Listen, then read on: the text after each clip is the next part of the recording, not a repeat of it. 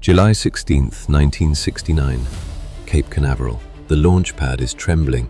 A steel giant, 111 meters tall, waits for the countdown. In a few seconds, humanity will fly toward the moon. And the man who gives the final go is Italian. The son of two farmers from Basilicata, a severe man, precise, relentless. They called him the Tiger of Cape Canaveral. Rocco Anthony Petrone, born on March 31st, 1926 in Amsterdam, New York, but with deep roots, planted in the soil of Sasso di Castalda, Italy. His father, Antonio, and his mother, Teresa, arrived in America in 1921.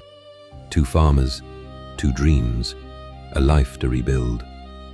But destiny struck early. When Rocco was just 6 months old, his father was killed, struck by a train while working as a railroad gatekeeper. Teresa, alone in a foreign country, thought about returning to Italy. But she didn't. She chose to stay. She chose to fight. And to raise that child, strong and brilliant, with her own hands. Rocco grew up tough, demanding, determined.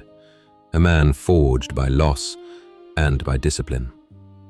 And that man, born to two poor farmers from southern Italy, would take America to the moon. Rocco was the top student in his school. Pure talent, absolute discipline.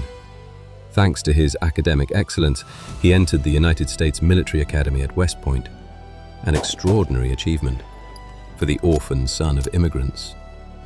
After West Point came MIT, the Massachusetts Institute of Technology, one of the most prestigious universities in the world. 3 engineering degrees. But before that, there was a war. During World War II, Rocco was sent to Europe, to Italy, the land of his parents. And there he did something incredible. He decided to look for his grandmother in Sasso di Castalda. One day, an elderly woman opened the door of her home in southern Italy.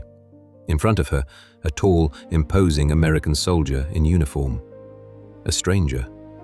Behind him, the postman was delivering a letter sent months earlier. It read, "Dear Grandma, I'm coming to meet you."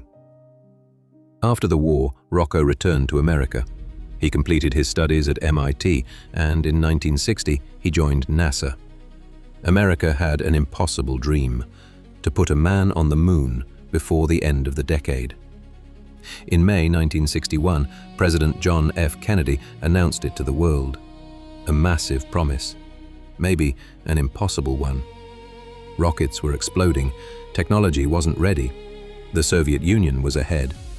But in 1966, Rocco Petrone became Director of Launch Operations at Cape Canaveral. 800 NASA engineers reported to him, along with more than 8,000 private companies. His mission was clear: make the Saturn V work.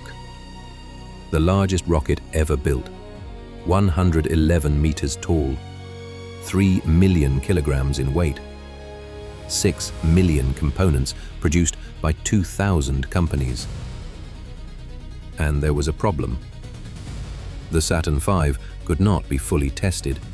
It had to work perfectly on the first try. Rocco worked side by side with Wernher von Braun, the genius who designed the rocket, but it was Petrone who controlled every detail, every bolt, every valve, every procedure. Cold, penetrating eyes, a massive build from his days as a football player, shy, but unyielding, relentless. Once again, they called him the Tiger of Cape Canaveral. Just hours before the launch of Apollo 11, when everything seemed ready, Rocco Petrone stopped everything. There was no alarm, no red lights, no sirens, just a number, a value slightly out of range, a microscopic leak of liquid hydrogen, almost invisible, almost ignorable, but not to him. Rocco stared at the screen, then the data, then the screen again, and he said just one sentence. "Stop everything!" He sent a team onto the Saturn V, not randomly, to a precise spot, exactly where he suspected, 100 meters above the ground, on the largest rocket ever built, fully fueled. The engineers inspected the valve, then someone measured a bolt.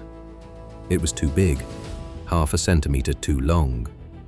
The cause of a tiny hydrogen leak that in space can kill. An explosion, a mission lost, 3 lives gone. Rocco didn't hesitate.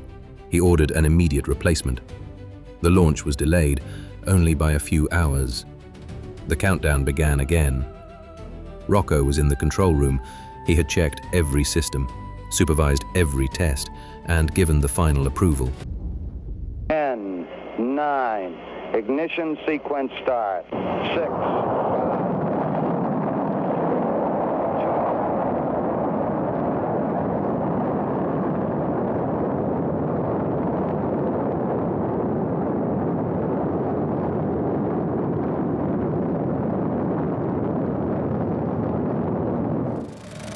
Countdown. The Saturn V lifts off the launch pad with a deafening roar. 3,000 tons of steel and fuel rise from the ground and climb into the sky. Rocco Petrone watches the rocket disappear into the clouds. For the first time in years, he smiles.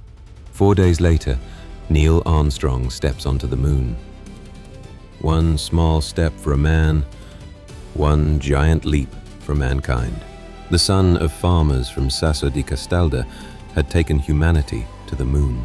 "No one will ever be able to say enough good things about Rocco Petrone," said Isom Ridgel, chief engineer of the Kennedy Space Center.